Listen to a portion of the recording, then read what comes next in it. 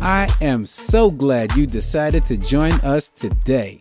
This is the Words for Life podcast, where we share perspectives, principles, and testimonies that will positively impact your life. So I'd like to welcome you to episode 17, and I'm your host, Terrence Farrell, aka T Farrell. And as I like to say, I want you to like and subscribe. Now, liking it, that's for us, boost our ratings. Subscribing is for you. This way, when you want more inspirational content from Words for Life, you're already subscribed. It's already in your subscriptions. It's easy to find. So like and subscribe. I'll give you a second. Do that right now. Go ahead. And you're done. All right. Thank you very much. I appreciate it. This episode is going to be a nice one. I got my friend Gary Saunders with me, CEO, founder of PraizeVision. Gary, how you doing, man? How you been? Man. Staying busy. And this climate is kind of crazy.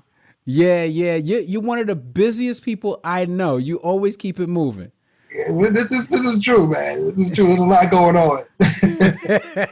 And we're probably going to jump into that inside the podcast. The first thing I want to, just for people that don't really know who you are, they're not really familiar with what you do, I'm going to ask one of those questions that's so open-ended. Who is Gary Saunders? Oh, man. Gary's just a servant, man.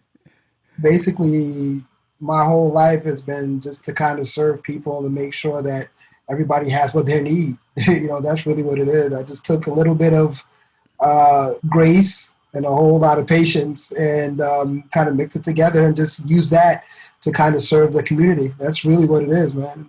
Nice. The talent, the other stuff is just kind of secondary, but that's what it is. Serve my family, serve my church. That's basically what everything is. Beautiful. Yeah, that's. I think that type of mentality is what allowed your business to do everything that it's doing. Sure.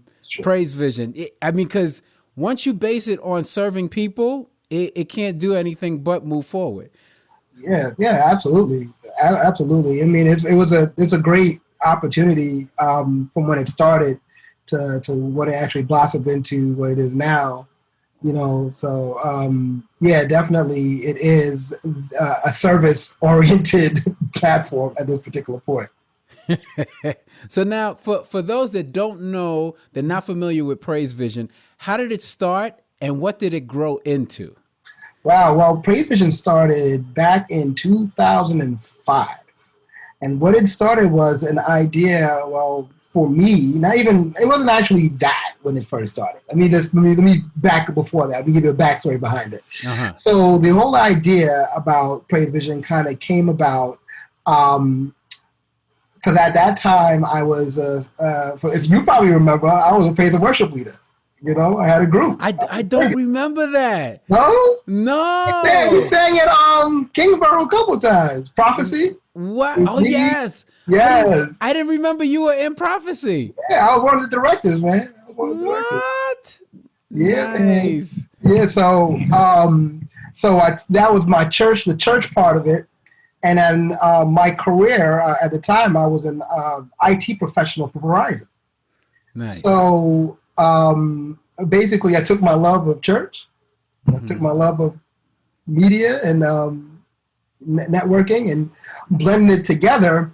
And that's what PraizeVision the basis of PraizeVision came about. When I realized that PraizeVision was a very special ministry was when I was at Mount Vernon Church, and there was a gentleman, Ralston Perkis, and who's a musician in his own right, awesome musician. I think he lives in Ohio. His father was ill, and he was at Calvary. When you get to Calvary, you're on your way out. So basically, I was doing little mini things with myself and Paul Graham, and that's a whole different story in itself. Yeah. Where I was broadcasting a lot of stuff for Paul Graham on a new fancy internet kind of television thing that we were doing for Full Circle Ministries. he would be home and actually would video recording, it would stream it, it would be live and all those kind of things. So, so kind of getting back to the story, so Ralston came down from Ohio to see his dad one last time, and his dad had never heard him play. Well, not say he haven't heard him play, but hadn't heard him play in a long time. Right. So Ralston went to church. The computer went to the nursing home or Calvary, the hospital, and he stayed at church and played, and the father watched it. And it was like everybody was amazed to like, okay, this is happening now. This is a recording. It was like, no, this is live. So when I saw that, I was like, idea. Somebody, people can use this. So kind of years later, the streaming portion of PraizeVision, I kind of closed that down, right? But along the journey, it allowed me to do some really amazing things where I met a lot of artists, and I work with a lot of artists. I work with a lot of churches, a lot of corporations. I mean, there's really not one major church on the East Coast that I haven't touched.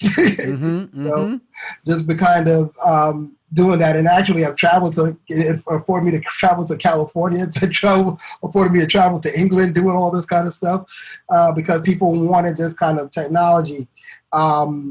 But now it's kind of changing again, and right. The streaming portion is kind of subsiding because you got a YouTube and a Facebook, everybody's streaming.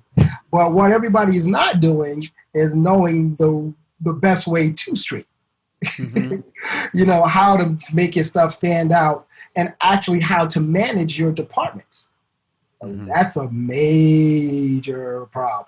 A lot of people don't necessarily know how to get all the services in a church together to put out virtually.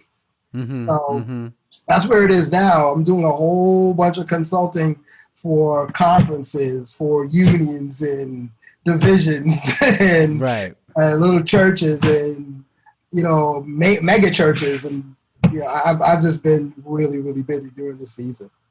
That's nice. I mean, it's good to be busy, man. It's good that you figured out how to pivot, and you didn't like say, "Oh, we're streaming," and just go down with the show. It was instantaneous. So for my church, we literally 1 week we were inside of the building. 1 week we were inside the building doing what we were doing. The next week we were outside the building, full service, like nothing happened. Nice. So we turned to using Zoom as a platform, and what I was able to do is I was able to pipe that through my broadcast mixer to make it look like we were still in the church, so to speak, even though we weren't. So the pivot was instantaneous, and we gained a lot of traction in that season. And from there, I kind of taught my guys how to do what they do, and now I could kind of sit back and these guys is handling it. Right. It's all about building a legacy, and definitely about building a footprint that these guys can follow to actually take the church where, I brought it to a particular point. Now these guys are going to take it to somewhere I don't even know where that's going to be, but they really handling their business when it comes to that. Nice. Yeah. I remember at the, what I call the peak of PraizeVision, but the part that was amazing me there was when you were doing concerts for J.J. Harrison and Richard Smallwood. And it's like, if you knew the gospel artists, like the top guy, if they were doing a concert, PraizeVision was in there, streaming it, making it happen. I was just like... Well, we still in there. I mean, we got nominated for a Stella for Miracle Worker. Nice. J.J. Harrison and Rich Tolbert. Yeah. I forgot about that. That's right. Right. So my team, we have a really cool network. My guy Fabian Morrison is my partner from Gate. Andy Russell, my boy Terrence Bowen. Rich Harrod was a guy who kind of showed me many moons ago how to do video stuff. David Foster, I'll just take everybody with me. Right. I got my young cats, O'Shane, O'Shane Stainrod and Javon Higgs from my church. Those are my guys, we kind of pulled things together. Janine Lendor, there was Alden King, and all these guys kind of came together, and we was rocking, man. But we still do a lot of things, but we've been doing like more music videos for a lot of different people. So we did JJ Harrison's stuff. We did one for Melissa Batha. We produce shows, Nice. a lot of shows we did. We have this thing, Fabian Morrison Presents, which is pretty cool. We just kind of plugging along and just kind of trying to keep relevant.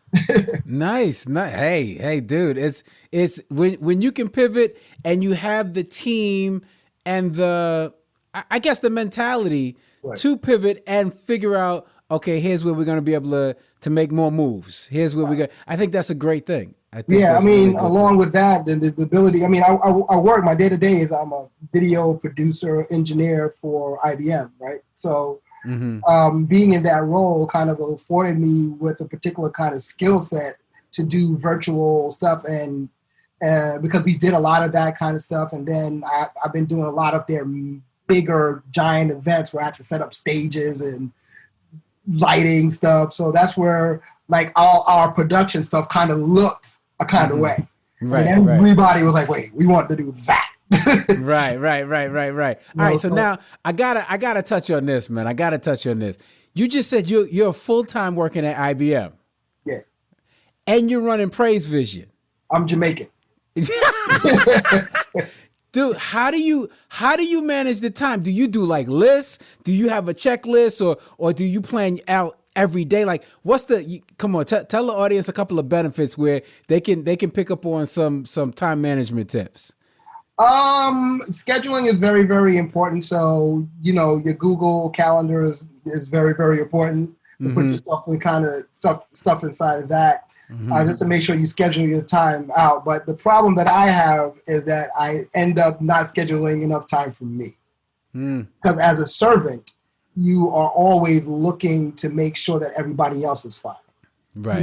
Sometimes, the downside to being successful is it's actually being empty and not necessarily being poured into because you're so busy. Right. So those kind of things, you just kind of have to take the good with the bad, so to speak, and they even out at some point. So don't take necessarily all the success for like, oh yeah, this is great or whatever. There's some really lonely times when you're on the road doing what you got to do to make you make your ends meet for your family and for the people that you have to support as well. Right. Yeah, because you're a family man. You got a wife. You got 2 kids. Yeah, I got twin boys. Twin boys? Yeah, I call them bad and worse. How old are they now? No, they're good. They're good kids. They're good kids. But they're good kids. They're just they're very, very energetic. How old are they now? Going on 7, man. Wow, dude. I just got gray overnight, man. This is like over the past 2 years. That's it. Wow. Really old. Wow. Incredible, man. The way you're able to pull all of this together. Now, another question that I had, and I wrote it down. We typically have at least one of these moments in life that like changes the direction of where we're going. Like, we're moving along and we have, I don't know if it's an epiphany moment. I don't know if it's when like God gets your attention and it's just like, all right, I need to shift or I need to really dedicate. Would you mind sharing like one of those moments that kind of strongly impacted the direction of your life? All right. So, way back when, I want to say maybe 99, 2000, I kind of left the church. It's the normal teenager kind of, I don't want to do this no more. And I went and became a DJ. I was, spinning on the 1 and 2s. Nice. So that's where my background in actually tuning sound systems came from. Okay. So it came from doing, you have your bass box and then you have your low mids and your building up your tower. Yeah. So I'm of that ilk where, we had a tower of speakers, and it's in the yard, and we running tune. So and I became very, very good at it. I was a DJ on the sound, and we used to play with a lot of major sound. I played with Stone Love before.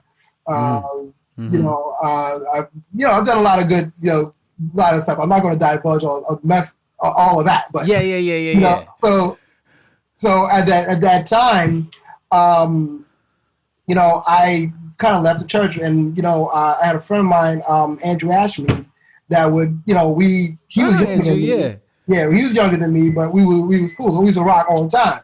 Right. So I would go over there, and he would be like, churches, whatever.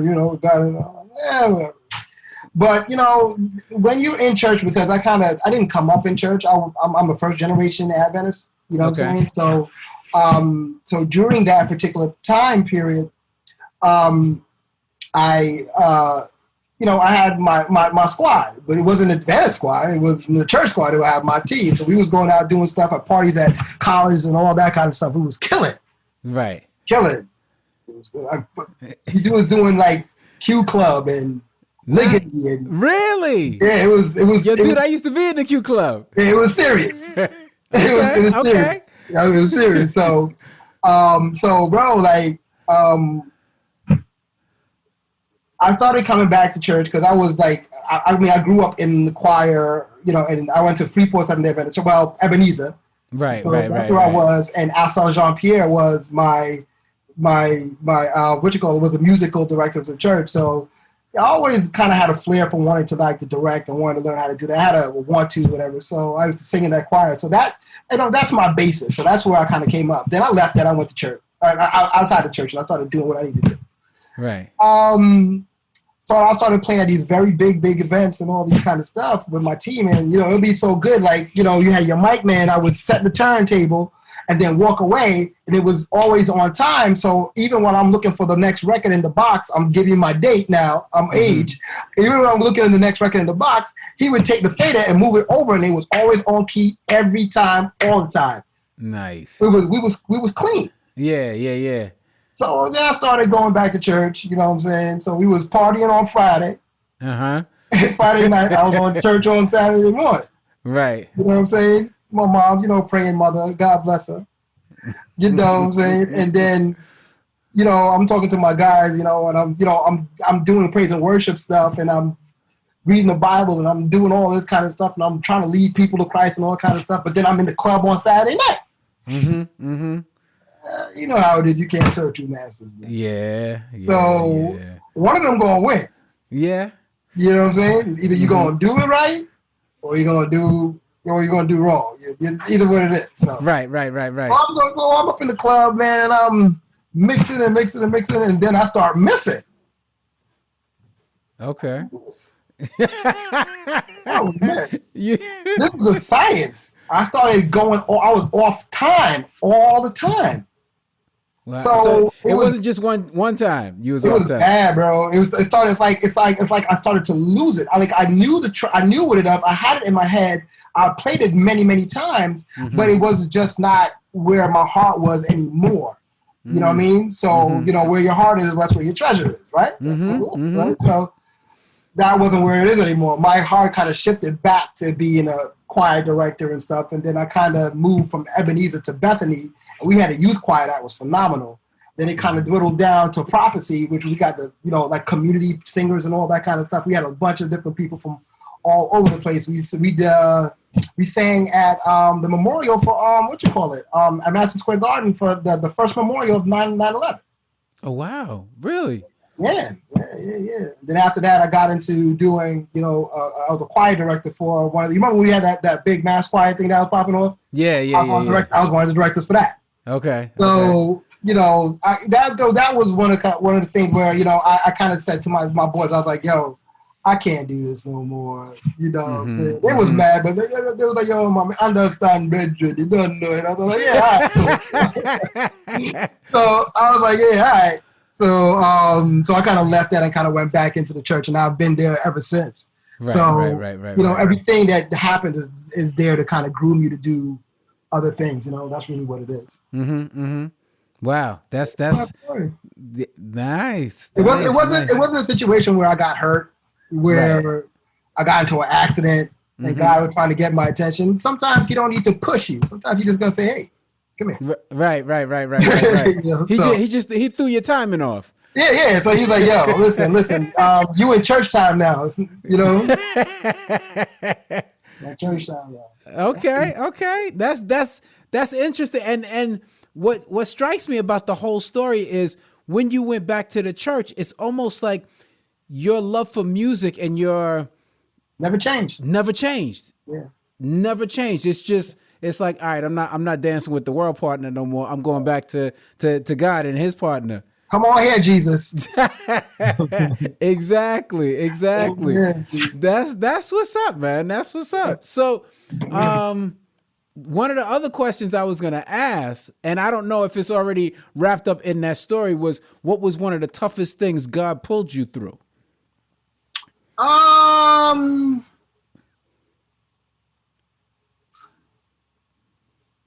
You know, I'm gonna say God's been just real faithful through my mess.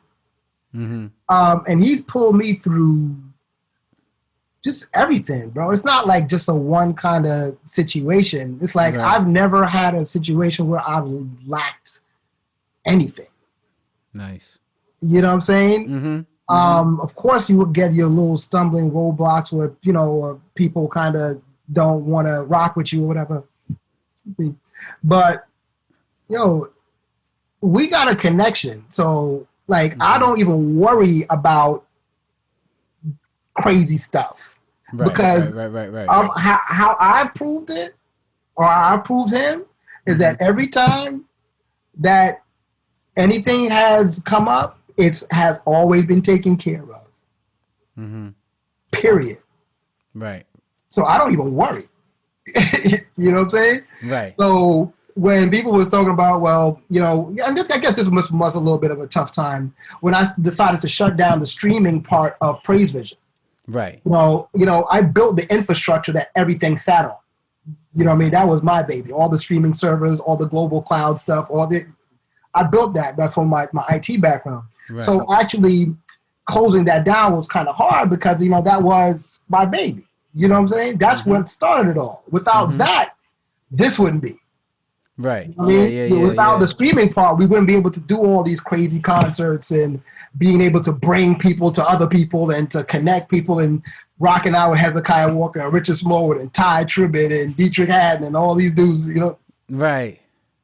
You know, that wouldn't have happened. But that particular part, when I shut it down, I was like, you know, that kind of sucks. Right. But I didn't even worry about it because I already saw where I was going. You know what I'm saying? So where other people was like, oh yeah, PraizeVision is closing down. I was like, oh, it's not. we just shifting our focus to actually concentrate on you. Right. Rather than the services that you push out. So we don't want to be that intermediary where, you know, you have the streaming stuff, but let me tell you, show you how to make it better. You know what I'm saying? This is what and because we had such a great track record. I mean, a great track record. Right. So it's easy to be in those, you know, to get into those particular churches to be like, hey, listen, this is what it is. And when they're like, okay. And we've turned over many churches. Like RPC was my design. You know what I'm saying? You got Mount Vernon. Right. You know, that, you know, it rocks up there. You know, I'm working with a lot of different churches. Media director at a mega church up in Hartford. You know what I'm saying? That's like a 5,000 seater joint. You know, so now what would you say are the keys to your success? I mean, because a lot of people say, well, you know, you got to put God first, and they pray. You can pray all you want, but if you ain't got certain things in place, success seems to elude you, or it always seems to be the dream, and people never attain it. Humility. Explain that. Break that down. Humility as the key to success? Yes, humility is the key to success. Because the fact of the matter is that you actually have to be a servant. So basically, you have to be able to follow before you can lead. Okay. So I paid my dues to everybody around me to put me in a position now where they are coming back to me and asking for those kind of services. So it's not like get out of here when you do that, but you help them to help somebody else. So it's like paying it forward. Okay. So yes, being humble and to be being humble is, and people see that. You know what I mean? And the other thing is just be real with the folk. Like I kick it to pastors just like I kick it to my brother. Like, yo, listen, bro, that word was whack. You got to come better with that. and I've done that. I've called up my boys and be like, yo, I got a whole bunch of pastor friends. I'm like, yo, listen, man. Pick up the phone. I see you preaching over there. What you talking about? That don't make no sense. You know what I'm saying? But then they'll be like, oh, Gary, just leave me alone. But but it's all love. Right. So Right. Because you have that kind of relationship with them over the years, they bring you wherever they go. So for me, it's just like, okay, when a pastor leaves one church, I know I'm going to another church. Gotcha. And I still wait. And if another pastor that I know is going, I still got that one. Right. You know what I mean? So now let me ask another thing on the humility train. Yeah. With humility, sometimes it feels like you're putting in and you're not getting anything back. And if I'm trying to eat and I'm over here, just serving here, serving there, and you're not getting the coins, you're not charging the... Well, I'm going to tell you this. Go ahead. PraizeVision never financed me. Got you. PraizeVision was a labor of love. As long as it paid for itself, I was good. So when it comes to coins, God always found a way to make sure that I was good. Like even when I was let go at Verizon, I had a house, I had a mortgage, I had a wife. Yeah. Kids were on the way. Yeah. I didn't even worry about it, bro. You know what I'm saying? I went on. It's kind of funny. I went on unemployment for 2 months. I applied for a job that just kind of on a whim. Let's see what happens. Just like that, got it. Got you. You know what I mean? So when it comes to coins, I'm always like, well, it's gonna come. And really, I've been now in this day and age, and where the shifting of I'm gonna say something that's gonna be crazy. The shifting of where I am doing consulting, it kind of changed my outlook. Because most of the time, bro, I'm gonna keep it funky with you. I didn't think I was good enough. Dude, I understand that 100%. As much as I've played drums and I mix and produce, there's certain settings where it's just like, yeah, I don't know. I don't know if I got that. And they're like, what? Right. That's strange coming from somebody that seems like they always do it. Right. I said, I didn't think I was good enough. And, I started like a lot of these producers and guys, they're like, what are you talking about? You charge too low. I was like, what? You charge too low. We love you, but you charge too low.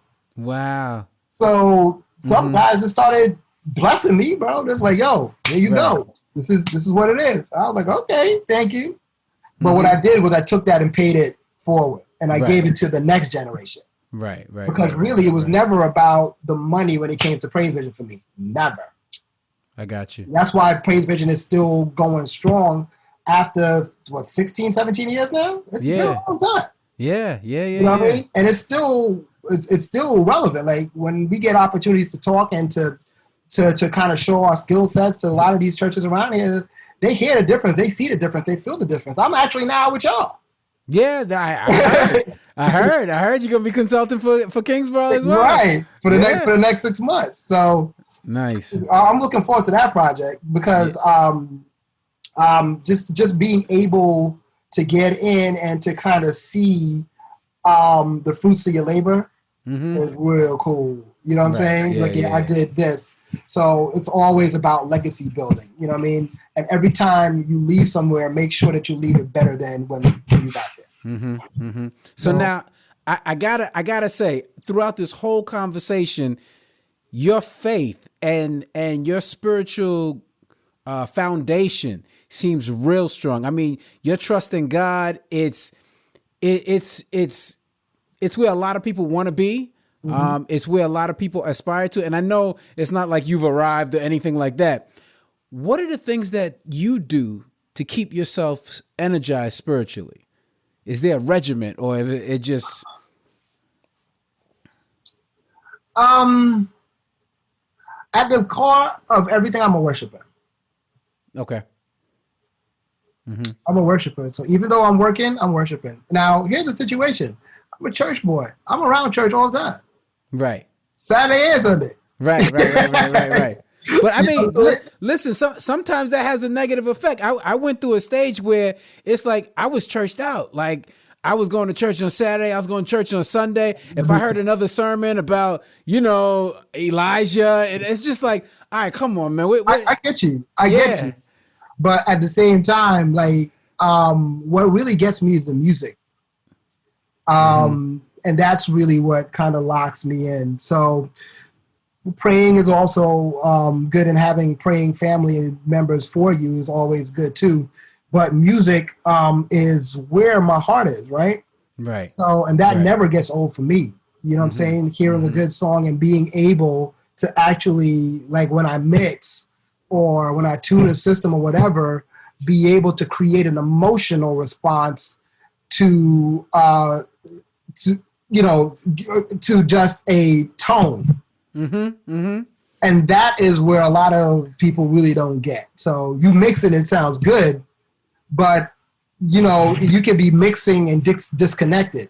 So when I engineer, I play the room, and I play the emotional heartstrings of the room. So sound like DJ talk to me right now. Yeah, but it is the same thing. It's the same thing. You got to know when to put you got to know when to put a verb in at a right particular spot to make the room just go, oh no. I mean, I've been some times where I'm engineering at churches, and I tell to my boy, I'm like, yo, watch, I'm about to make sure they don't have the pastor not even gonna preach. Watch. They're doing a song. I throw a little verb in at a particular point, and it hits, and oh God, and then the drums hit, and then the bass gets a little bit louder than it was before. Right. And then they do the reprise. Right. And I make them sound bigger than they ever were before. You know what I mean? So I start them lower. You know what I mean? And then when it gets to that point, I build it up, and the guy was like looking at me like, yo. Yeah. So music is real powerful, man, and I don't think when people really realize how powerful it is. And it works good and bad. Right. And that's one of the reasons why I put together, I don't know, you're probably familiar with the Words for Life tracks that I do with the sermons, and I got the music behind it. Because the sermon pieces are cool. When you put the music behind it, takes on a different life. It takes on a whole different life. And once we started putting those Words for Life tracks together, it energized the whole what was being said. And of course, you don't keep it an hour long. You keep it 5 minutes or 6 minutes. It was really dope, and it was a way to keep people spiritual, or give them like spiritual snacks through the week. I don't really like, people sometimes don't realize, like, I've been a part of certain ministries where when the pastor's preaching, the band is playing through its entire sermon.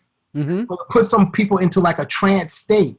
You know what I mean? Where they're listening to, they're feeling it, but they're listening to what he's saying. You know what I mean? It's like a consistent appeal for the entire service. Yes. You know what I mean? And and so it's like stuff like that. I study that. I'm like, oh. Right. But it takes the right band and the right preacher.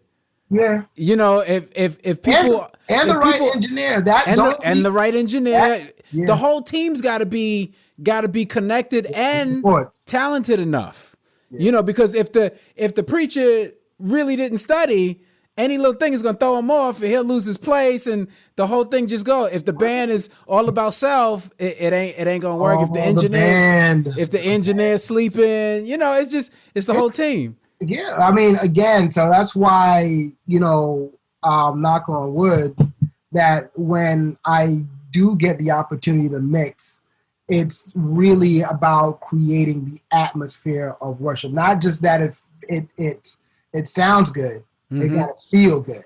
Right. You have a difference between people will be like saying, well, church was good today, and why was it good? It was the same thing that y'all did last week. But why was it good today? So it's like, I mean, let's not negate the spirit coming into the room, and yeah, but that's all a part of it. Yes, it is. So it's not about a situation where it's yourself, right? Just like the musicians are using their tools to create a particular atmosphere, along with the pastor, along with the singers. If the sound engineer don't lock into what that is, that's a recipe for disaster. It is. It is.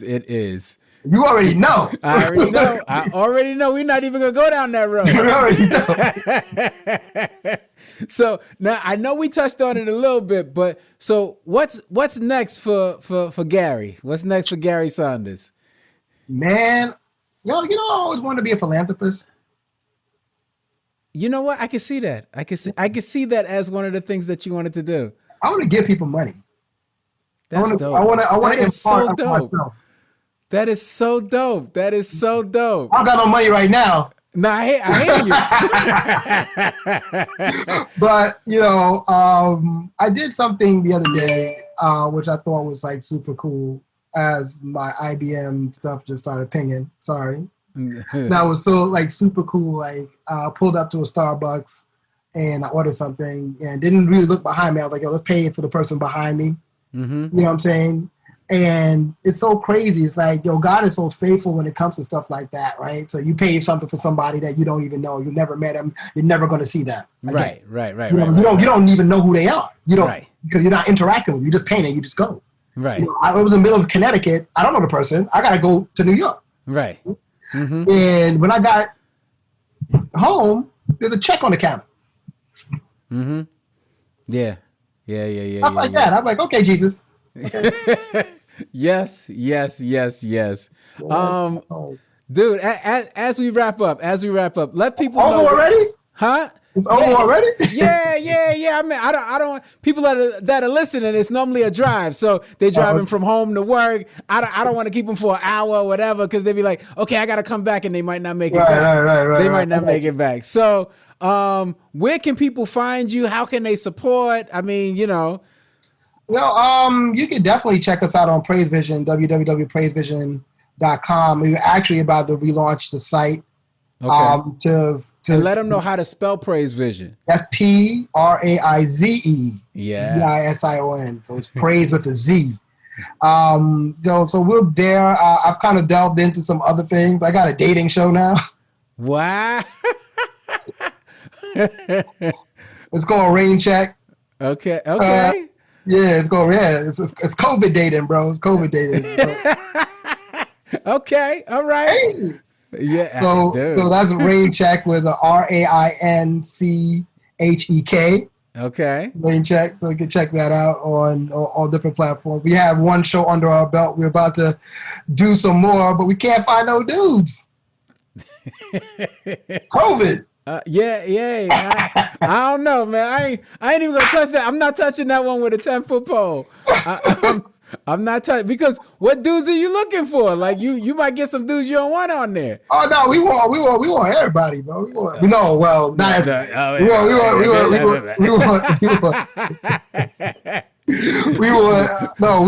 We just looking for some good dudes. We have amazing women. Wow. But what's the age range? All of them, bro. We have it for everybody. So we got from 18 to 23. We got 35 to whatever. We got even 40, 50 something years old. Okay, check it out, dude. Yeah. Once this airs, you might start getting people going to start DMing me.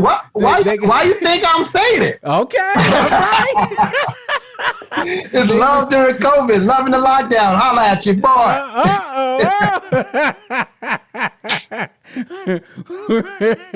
We about to change this up right now. Change it up. That's all right. That's cool, man. That's cool. I like it, man. The wheels are always turning in your head. Oh, got to be. Always, dude. Always. Any final advice? Any final thoughts you want to share with people before you go? Oh man, always try to be a servant. Always try to help the next generation after you, specifically as a Black man, and being able to impart the stuff that you went through on other younger Black men. It really, really makes a difference, specifically in this climate. That's what's up. Don't make the difference, be the difference. Nice. I like it. Man, I really thank you. I thank you for your time. I thank you for blessing us with the inspiration, for being candid with the stories, all of it, man. Yeah, man. It's all love, man. It's all love. Yes, sir. Yes, sir.